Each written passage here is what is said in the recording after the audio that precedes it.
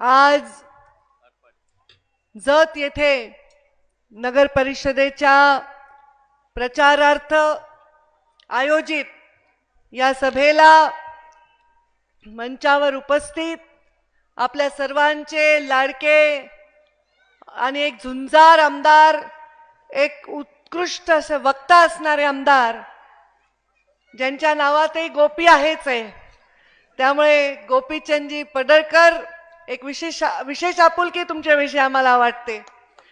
मंचावर उपस्थित ज्यांच्या प्रचाराला आम्ही आलेलो आहोत, प्रचाराला येण्याच्या संदर्भामध्ये भाषणात त्यांनी पूर्ण जुनं नातं सांगितलं. मुंडे साहेबांनीच त्यांचं लग्न जुळवल्याचंही त्यांनी सांगितलं आणि त्यांना मुंडे साहेब जावाई म्हणायचे, तर मी पण त्यांना आता जावाईच म्हणावं लागेल. साहेबांचे जावाई म्हणजे आमचेच जावाई. आणि म्हणून आमचे डॉक्टर रवींद्रजी अळळी यांच्या नगराध्यक्ष पदाच्या उमेदवारांसमवेत उभे सर्व नगरपालिकेला भारतीय जनता पार्टीचे उभे असलेले सर्व उमेदवार, आमच्या सर्वांच्या ज्येष्ठ मार्गदर्शक, ज्येष्ठ म्हणावं लागतं, ज्येष्ठ ते दिसत नाहीत, मी लहानपणापासून पाहते तशा दिसतात, माझा आता म्हातारे झाले तरी त्या तशाच दिसतात. आमच्या नीताताई, अगदी मी लहानपणापासून त्यांना, त्यांच्या तरुणपणापासून, त्या अजूनही तरुणच आहेत, त्या काम करताना पाहिलेलं आहे. पक्षासाठी अत्यंत निस्सीम काम करणारे जे लोक आहेत त्यांच्यामुळेच आज पक्ष उभा आहे. मंचावर उपस्थित शुभांगी बन्नेवारजी, मला वाटतं मागच्या आपण वगैरे अध्यक्ष पदाच्या आपण उमेदवार होतात आणि विजयी पण झालेला होतात, पण आपण आता आमच्या बरोबर आलेला आहात, कारण आपल्या लक्षात आलंय की नुसतं नगराध्यक्ष होऊन भागत नाही, तर भाजपचा नगराध्यक्ष झाल्याशिवाय विकास होणार नाही. मंचावर उपस्थित संजय कुमारजी तेली, सरदार पाटील, अशोक बन्नेवार, DS कोटी, आप्पासाहेब नामत, सुभाष खांडेकर, वैभव ताड, युवा नेते मोरे, उपस्थित सर्व इथे वडीलधारी मंडळी आहेत, कारण दिसायले टोपीवाले, पांढऱ्या मिशा दाढी झालेले सर्व माझे वडीलधारी मंडळी, त्यांचा आशीर्वाद आहे. युवा बांधव खचाखच सभा भरली आहे, उजव्या डाव्या बाजूला सगळीकडे लोकच लोक आहेत, मागे पण लोक आहेत. आणि सर्वात महत्वाचं म्हणजे आम्हाला सत्तेत बसवणाऱ्या देवाभाऊंच्या लाडक्या बहिणींनो, मला ना कार्यक्रम आणि सभांची खूप सवय. मी वयाच्या 24व्या वर्षापासून माझ्या वडिलांच्या हाताखाली काम करते आणि युवा मोर्चाची अध्यक्षही राहिले भाजपची, तर कार्यक्रमाची मला सवय. पण बऱ्याच वेळा असं होतं की 10,000 माणसं असतात आणि मी एकटीच असते त्याच्यामध्ये कार्यक्रमाला भाषण करायला. पण मी गेल्या काही वर्षांमध्ये बघते महिलांची प्रचंड संख्या ही लोकांना दिसत आहे, कारण मगाशीच डॉक्टर रवींद्रजींनी सांगितल्याप्रमाणे महिलांना राजकारण करण्याची इच्छा आणि त्यांना सुरक्षा वाटत आहे. याचं कारण देशामध्ये प्रधानमंत्री नरेंद्र मोदी आणि राज्यामध्ये देवेंद्र फडणवीसांचं सरकार आहे. त्यांनी सांगितलं की नरेंद्र मोदींनी आम्हाला रांगांमधून मुक्त केलं, रॉकेलच्या रांगामधून, राशनच्या रांगामधून, प्रत्येक रांगामधून मुक्त केलं. एक मला खूप खूप ही गोष्ट नमूद करावीशी वाटते की जेव्हा 2014च्या आधी मी राजकारणामध्ये काम करत होते, फार मोठं प्रश्नचिन्ह माझ्यावर समोर असायचं, कारण जेव्हाही मी गावात जायचे माझ्या माता बहिणींना, गावातल्या लोकांना शौचालयासाठी सुद्धा रांग लावून रस्त्याच्या कडेला बसलेले असायचे. किती वाईट वाटत असेल, किती कुचंबना होत असेल. रात्रीचं गाडी आली की त्यांची चेहरा फिरवायची वेळ यायची आणि आज त्या महिलेची कुचंबना ओळखणारा संवेदनशील प्रधानमंत्री आपल्याला लाभल्यामुळे 10 वर्षामध्ये 100% शौचालय आपण जेवढे ठरवले तेवढे बांधून झालेले आहेत आणि आज माझ्या माता माऊलीची कुचंबनेतून मुक्ती झालेली आहे. स्वच्छता अभियान राबवलं गेलेलं आहे. एका गरीबाच्या घरी जन्म घेतलेला माणूस दुसऱ्या गरीबाचं दुःख समजू शकतो. प्रधानमंत्री नरेंद्र मोदींनी गरीबाच्या घरी जन्म घेतला. आई चुली समोर बसून स्वयंपाक करायची, खूप खोकायची. लहानपणीचं ते चित्र डोळ्यासमोर त्यांनी ठेवलं आणि प्रधानमंत्री झाल्यावर तुम्हाला चुली समोरून उठवून गॅसच्या शेगडी समोर नेण्याचं काम जर कोणी केलंय तर प्रधानमंत्री नरेंद्र मोदींनी केलं. या महिलांचं अकाउंटच नाही, महिलांचं 50% देशामध्ये ही लोकसंख्या असताना अकाउंटमध्ये महिलाच नाहीत. जनधन ही योजना केल्यामुळे आज आमच्या सगळ्या महिलांचे अकाउंट आहेत आणि त्यामुळे तुम्हाला मिळणारे लाभ दुसरं कोणी हडपून घेऊ शकत नाही. डायरेक्ट तुमच्या अकाउंटमध्ये आधार लिंक्ड, आधार कार्डची संकल्पना काढली आणि आज हे सगळं त्यांनी केलं कारण गरिबांच्या विषयी त्यांच्या मनामध्ये पीडा आहे. आमचे अत्यंत कष्टाळू कर्तृत्वान मुख्यमंत्री देखील त्यांचे नेतृत्व नरेंद्र मोदी यांच्या पावलावर पाऊल ठेवून काम करत आहेत. या राज्यामधली गरिबी हटवण्यासाठी अनेक योजना केल्या. मुद्रा योजनेसारखी योजना केली, तरुण रोजगारांना भत्ता देण्याचं काम केलं, स्वयंरोजगाराला त्यांनी चालना दिली आणि या मायमाऊलीची स्वतःला सुरक्षा असावी आर्थिक म्हणून लाडकी बहीण सारखी अत्यंत प्रभावी योजना केली. आहेत की नाही तुम्ही लाडक्या बहिणी? आहेत की नाही? सांगा बरं कोण कोण आहे लाडकी बहीण? हात वर करा बरं. हा, असं लाडकी बहीण जोरात सांगायचं. घरामध्ये कोणी आवाज करायला आणि दाबायला तर मी मुख्यमंत्र्याची बहीण आहे आवाज करायचं नाही, जोरात सांगायचं. अरे या माऊलीची कुचंबना कोणी ओळखली हो आतापर्यंत? सांगा मला, कोणी ओळखली? 4 पैसे खिशात नसतात, किती श्रीमंताच्या घरची असू दे सून, माहेरचं कोणी आलं तर तिचा जीव तुटतो. आपला भाऊ आलाय, आपण वाटीभर शिरा तरी करावा, पण आता काय करावं? रवा हात कुलपात, तूप कुलपात करल काय ती? आज तिच्या खिशात पैसे आहेत, ती पावशेर रवा आणल, ती थोडं तूप आणेल आणि आपल्या घरात माहेरून आलेल्या माणसाला गोड करून आपली सुद्धा शान दाखवल. आपल्या वडिलांना बरं नाहीये, आपल्याला माहेरी जायचंय पण खिशामध्ये पैसे नाही, आपण कसं विचारावं? आपल्याला परत माहेरी जायचंय, आपल्या घरात कुणाला तरी बरं नाहीये. एसटीच्या तिकिटाची पण सोय झालेली आहे का नाही? आहे का प्रॉब्लेम? नाही. पुन्हा खिशामध्ये 4 पैसे आहेत, आपण आपल्या भाच्याला वगैरे मुरकुलाचं पाकिट, ग्लुकोजचं बिस्किट घेऊन माहेरी जाऊ शकतो. अरे ही महिला, हिची बचत ही कधी स्वतःसाठी नाहीये. मला सांगा, या लाडक्या बहिणीचा पगार तुमच्या अकाउंटमध्ये आला, तुम्हाला त्या लाडक्या बहिणीचे पैसे मिळाले, मला शपथेवर मी आज सांगू शकते एकीने सुद्धा स्वतःसाठी नवीन पातळ घेतलं नाही. घेतलं का? खरं सांग, शपथ खाऊन सांग. काय एखादं गंठन केलं स्वतःसाठी? काही केलं का? लिपस्टिक काही घेतलं नाही. हे पैसे जपून ठेवले. आपल्याला जर एक मुलगा आणि एक मुलगी असेल आणि मुलाला क्लास लावायला बापांनी पैसे दिले पण मुलगी रडायली, मला दादापेक्षा जास्त मार्क असून मला का क्लास नाही लावला गाई? बरोबर आहे की नाही? तेव्हा ही हळूच आमची कमाई येते आणि तिच्या हातात जा बाई तुझा क्लास लाव. जर आपल्या घरामध्ये म्हातारा आपला सासरा आजारी असेल, नवऱ्याच्या चेहऱ्यावर प्रश्नचिन्ह असेल की आता औषध आणायचे कुठून, तर ही माऊली आपल्या देवघरामध्ये खाली, देवाच्या खाली, कपड्याखाली लपवलेले, बरोबर तुम्ही लपवतात, हसू येईल तुम्हाला. कुठं कुठं पैसे लपवतात मला सगळं माहिती आहे, कारण मी पण लपवत असते.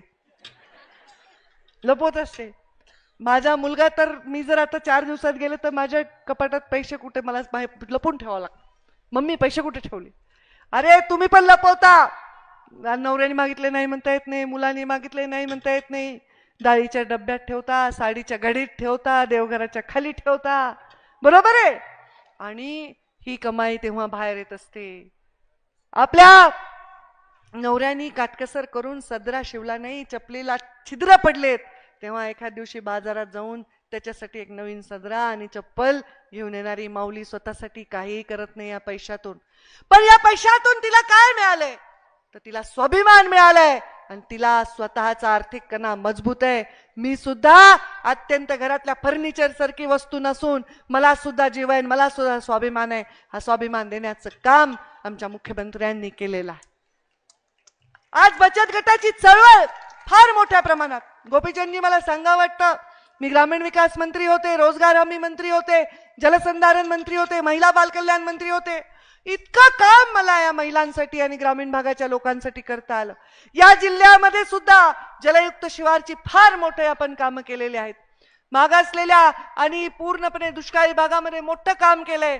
आता इथे मान खटावच्या भागामध्ये इतका दुष्काळ, आम्ही तिथे बंधारे केले, साखळी बंधारे केले.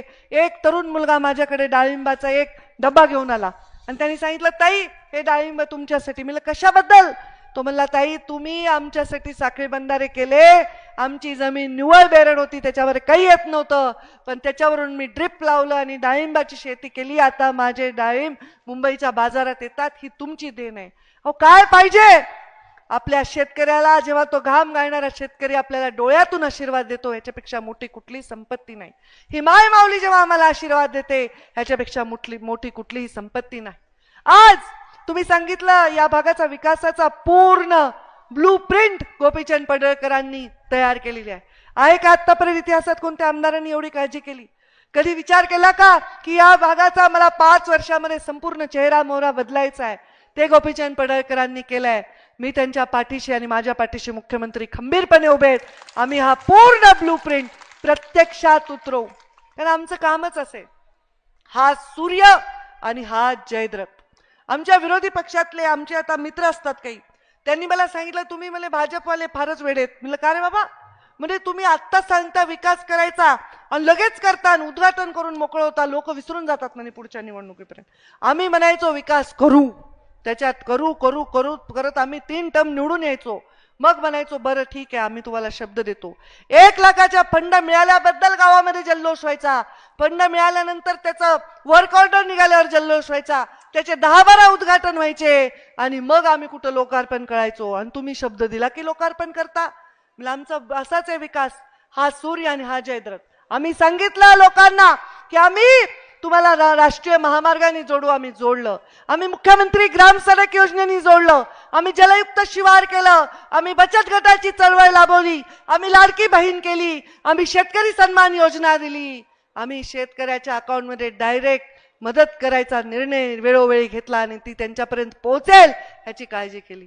गरिबाचंही कल्याण केलं, उद्योगधंदे पण आणले आणि मोठा औद्योगिकीकरण राजकारणामध्ये या राज्यामध्ये करून हे नंबर 1चं राज्य करण्यासाठी आपण कष्ट करत आहोत.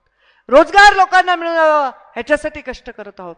आणि हे सर्व आम्हाला शक्य झालंय ते आमच्या प्रधानमंत्री नरेंद्र मोदी यांच्या ब्लूप्रिंटमुळे. त्यांच्या ब्लूप्रिंटमध्ये गरिबांना स्थान पहिल्यांदा आहे. दारिद्र्य निर्मूलनाचा, गरीब कल्याणाचा कार्यक्रम त्यांच्याकडे आहे. आणि इथे कुठल्याही जाती धर्माला भेद नाही. माझ्या मुस्लिम बहिणी इथे बसलेल्या आहेत, माझ्या सर्व जाती धर्माच्या बहिणी इथे बसलेल्या आहेत.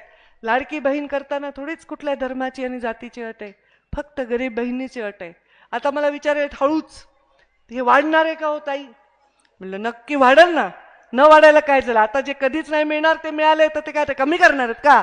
ते वाढेल. पण आता जरा ते तपास चाललाय. काही लोकांनी बोगस फॉर्म भरलेत, काही तर भावांनीच बहीण म्हणून फॉर्म भरलेत. आहेत ना असे महाभाग आपल्याकडे, काही पुरुषांनी भरलेत लाडकी बहीणचे फॉर्म. ते सगळं छाटणी चालू आहे. नक्कीच ह्याच्यामध्ये वेळोवेळी तुम्हाला सन्मानजनकच वाढ मिळत राहील आणि दिलेलं वचन पाळण्याची आमची परंपरा देखील कायम राहील.